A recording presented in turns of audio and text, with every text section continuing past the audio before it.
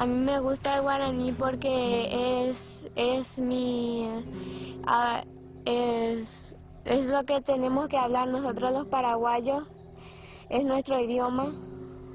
En Asunción, por ejemplo, no te vas y hablas en guaraní, por ejemplo, y las personas de ahí se ríen de vos, te miran como si fueras rara. Y no es divertido. Pareciera que ellos tienen vergüenza de su identidad.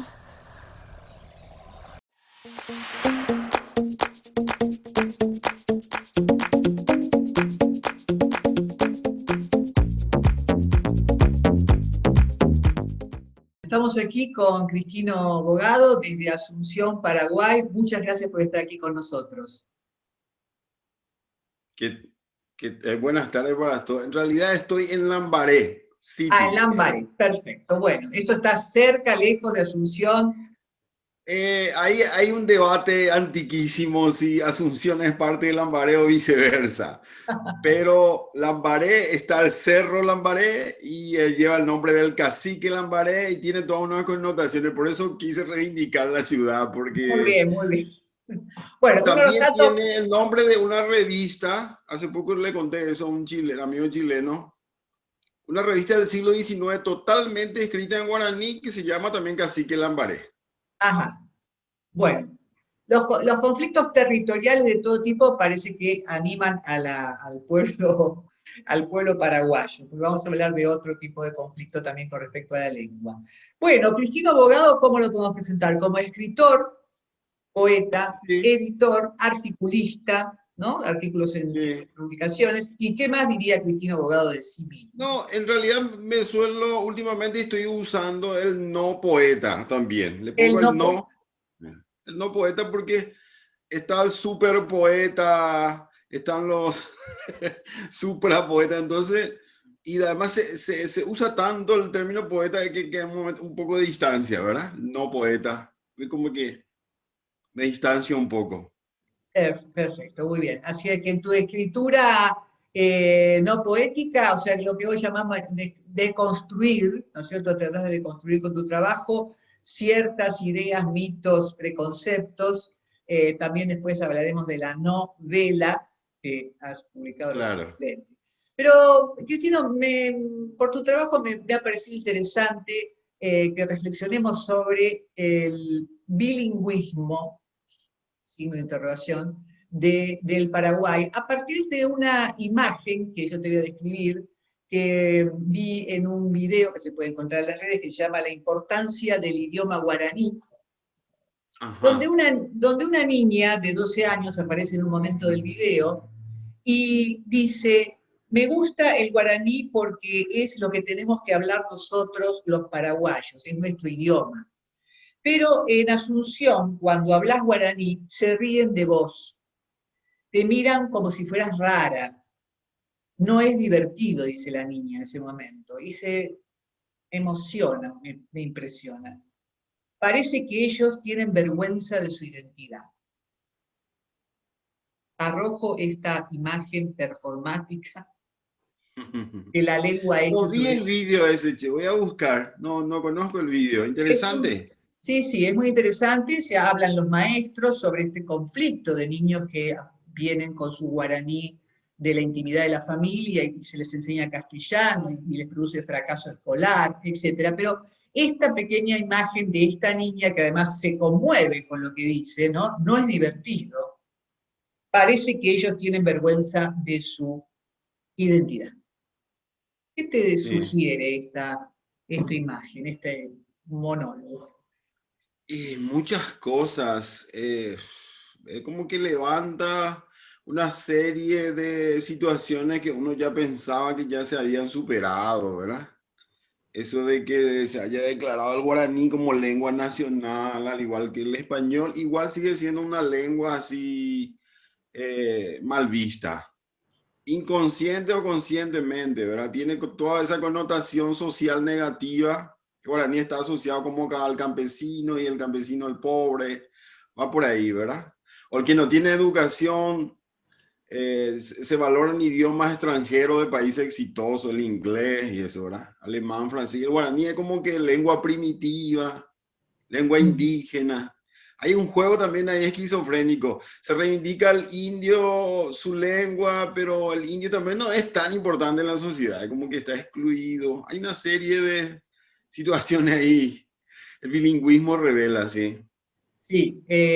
¿Cómo ha sido tu proceso con el bilingüismo como escritor? Sí. ¿Cómo ha sido tu proceso a lo largo de tu Me vida? costó, es medio traumático, increíble porque en Paraguay es como que es fácil escribir en español, español o en guaraní, guaraní. Te respetan también en un sector, escribir en guaraní es como que el sabio antiguo, ¿verdad? Saber palabras que ya nadie sabe y esas cosas. Es como que una especie de chamán de la lengua perdida y tiene toda esa aura. Pero me costaba mi primer libro en español y después cuando empecé a usar guaraní, la gente, ¿y por qué escribía así? ¿Por qué no escribí normal? ¿Verdad? Hay como, la gente te censuraba. ¿Por qué no escribí, digamos, en un español continental que te pueda entender en Argentina, en España, en México? Fácil. Es toda la duda que, qué sé yo. Hay un artículo de Roabasto, me acuerdo de los 50, que todavía le volaba la cabeza, ¿verdad? ¿Para quién escribir, verdad? ¿Escribir para el paraguayo o para el mundo, verdad? Para el Claro, paraguayo, ¿para qué? Si no lee, mejor escribir para el mundo, qué sé yo, todas esos divagues son actuales todavía. Y yo ah, lo que hice, como que metí la cabeza bajo la tierra y mezclé los dos idiomas, en lo que se llama acá yopara, que es una comida donde se mezcla el locro con el poroto, el cumandá, eso se llama yopara, es una comida. Y eso es lo que acá es la lengua, digamos, más hablada entre la gente del Yopara. La mezcla así desordenada el español y el guaraní muchas veces domina la sintaxis guaraní, a veces la sintaxis española, ¿verdad?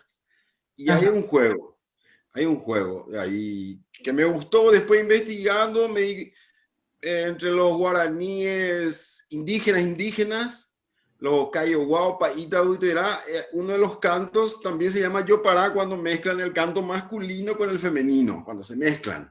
Ujú. Por ejemplo, decir que tiene bastante donde se puede teorizar sobre el tema, muy interesante. Pero yo me hice loco y a juntar. Entonces, como que la lengua española, la RAE me mira mal porque escribo mal español. Y lo mismo la lengua guaraní, el Ateneo, la lengua guaraní, que también me miran mal, ¿verdad? ¿Cómo? Tu guaraní no es correcto, ¿verdad?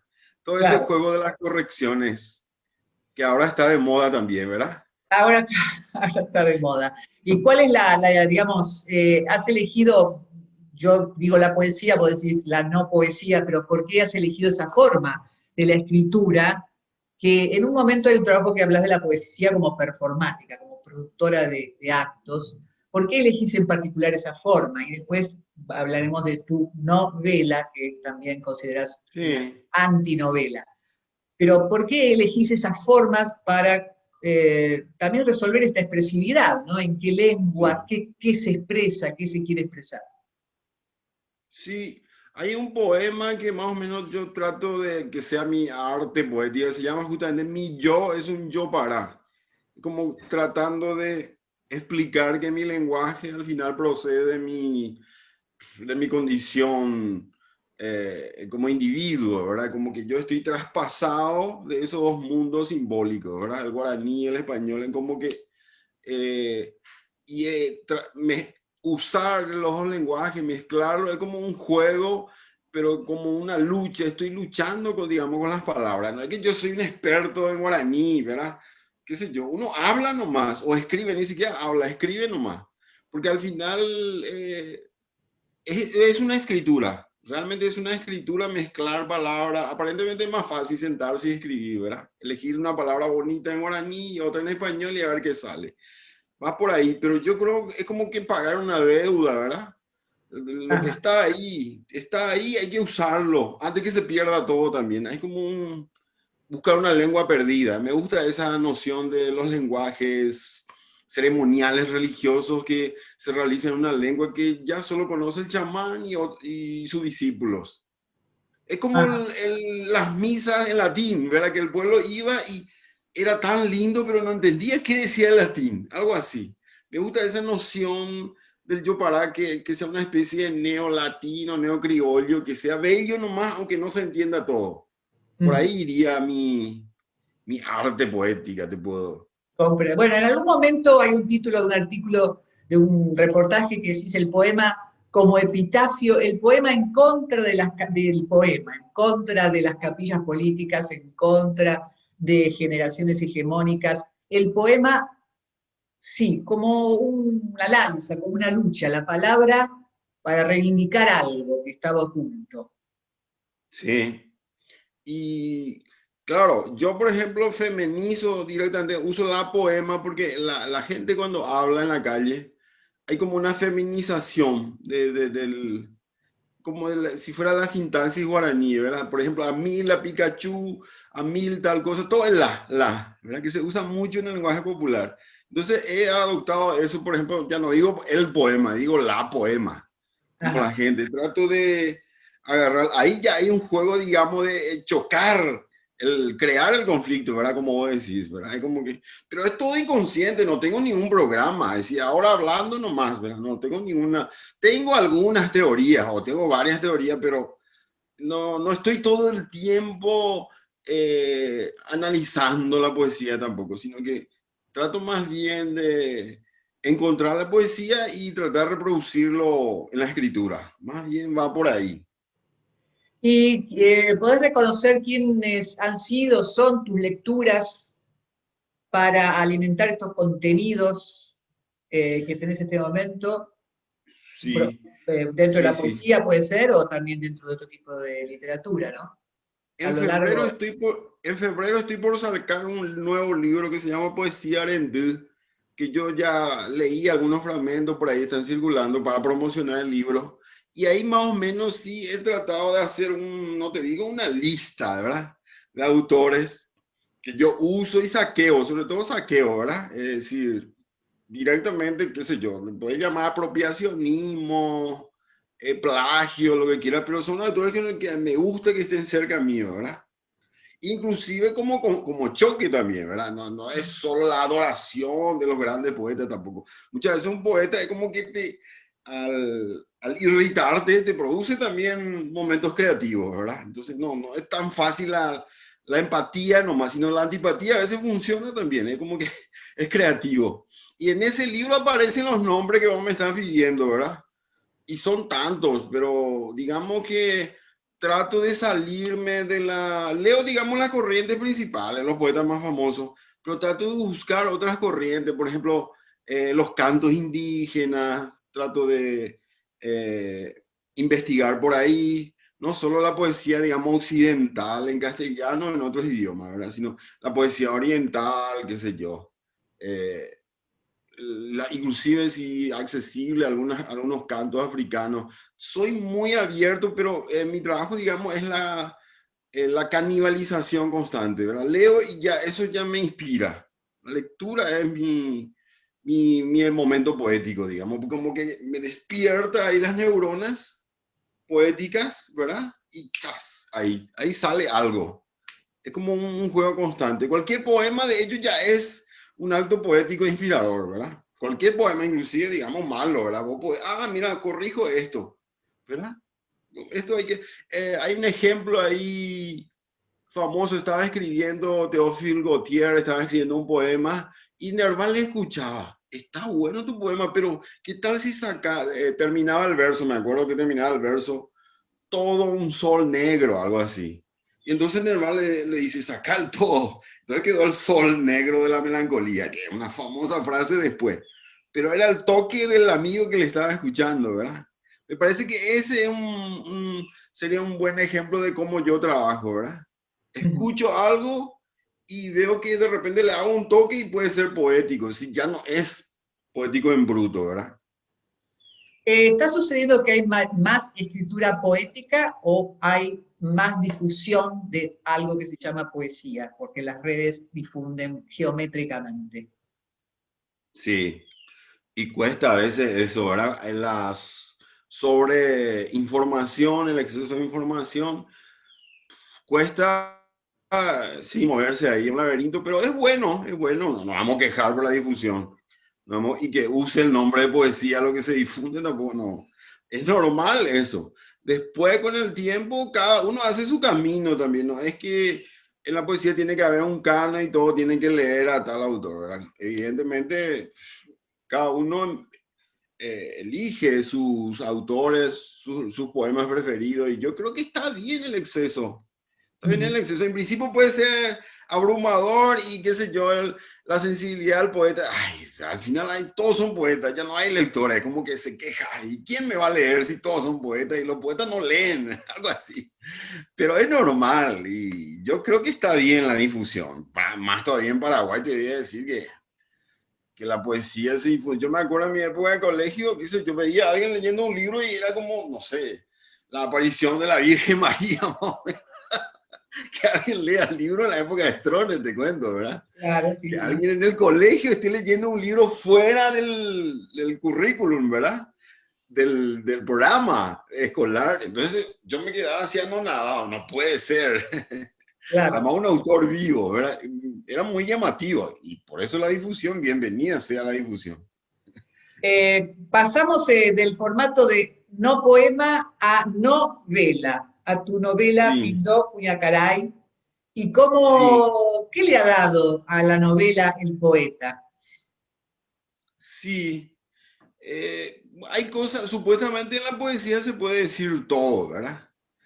Pero a veces para expresar algo necesitas más palabras de las que usa el poeta y eso deja de ser poético muchas veces. No toda prosa poética, digamos, es potente, ¿verdad? Cuesta, es un arte la poesía.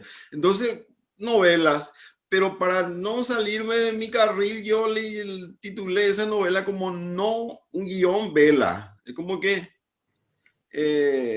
no llega a ser totalmente una novela en el sentido que podríamos llamarlo que son fragmentos, no hay una, eh, no cumple los requisitos aristotélicos de comienzo, medio y fin así tan estrictamente, qué sé yo, tampoco es realmente una novela experimental, qué sé yo, sino que quería expresar algo, un mito, el mito del Pindo Cuñacaray, que se me ocurrió una vez, un mito del pindó. No sé si se conoce en Argentina un árbol pindó, que más o menos yo leyendo algunas mitologías indígenas, a partir de eso, elaboré este personaje femenino, que es una especie de mito y se habla todo el tiempo sobre ella, pero nunca aparece, ¿verdad?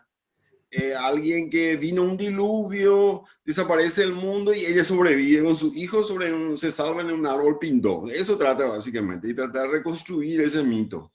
¿Qué hay en el medio? ¿Qué pasó después? Tiene un poco de ciencia ficción y eso no lo podía contar directamente de forma poética, tenía que usar un poco más palabras. Entonces, le llamé novela, por darle un nombre.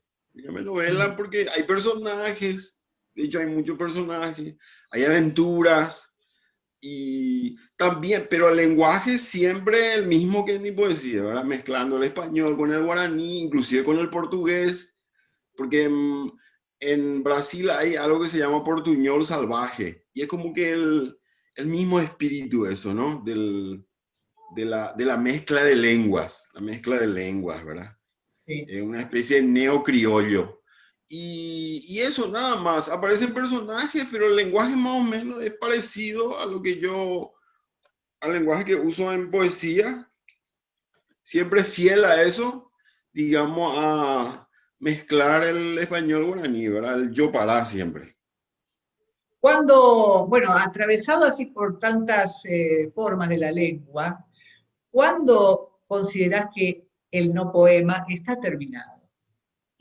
Buena pregunta. Y de repente nunca termina un poema, te podría decir así, pero sonaría muy escapar de la pregunta, ¿verdad? Porque, qué sé yo escribo un poema y alguien lee y después escribe otro poema pensando que es suyo, pero en realidad está escribiendo el mío. Te podría decir que creo que hay un poeta español de la época del ultraísmo que decía que los poemas son un solo poema a lo largo de la historia, más o menos. Por ahí era su idea, y en una línea. El poema es todos los poemas en una sola línea larga, algo así. Yo creo que se puede decir eso, porque en el fondo siempre está hablando de el momento en que sucede la poesía, ¿verdad? El momento del que uno se maravilla de algo y quiere expresarlo. Yo creo que todos los poemas tratan de eso, por más que sea de amor o de dolor, ¿verdad? Siempre el momento de la revelación. Yo creo que Ah, podríamos decir, en mi caso, no sé, un poema, qué sé yo, te persigue, es como que te persigue un sueño, una idea, y no le haces caso porque tenés tus actividades, hacer tu vida normal ahí, pero de repente en un momento vas a tener que sentarte y escribirlo. Yo creo que ahí terminaría el poema, al sentarse a escribir, porque yo, por ejemplo, camino mucho y mientras voy caminando voy medio que mascullando el poema, ¿verdad? Lo voy probando, paladeando, ¿verdad? Ese también es mi estilo, ¿no? Es que me siento y ¿qué voy a escribir hoy? No, eso es para mí de terror. Me cuesta, puedo hacer artículos en todo caso, pero claro. poesía me cuesta un poco más. Tengo que esperar que me persiga algún fantasma, algún pora, como decimos acá, que te susurre algo en el oído y te sentás y escribís. Ahí acabaría el poema, cuando te sentás. Es como que el poema está antes, es como una amada, una esposa celestial, qué sé yo. Está antes siempre, ¿verdad? Y el poema está terminado cuando te sentás y lo escribís. Es como una recreación de una experiencia sería, Ujú. o de un sueño para no ser tan, porque el poeta tampoco es tan aventurero, no tiene tantas aventuras, pero sueños sí. Comprendo. Y por último, ¿qué le dirías a esta niña del cual te he contado esta anécdota al comienzo de nuestro encuentro? ¿Qué le dirías? Sí, wow. Cuesta, che, pero lo admirable es cómo ella describe a la perfección una situación dada que todos los expertos en educación no han podido resolver. Y Y la es, emotividad, ¿no? La emotividad es sí, lo más lo interesante. sentía, sí. Sí, sí. No, yo le diría que sí, el guaraní tiene que imponerse. De hecho, hay una imposición del guaraní, digamos, entre comillas, a nivel, digamos, poblacional. La gente mayoritariamente habla guaraní, pero el ocultamiento es el tema, ¿verdad? Es como que acá no puedo hablar, allá sí, qué sé yo.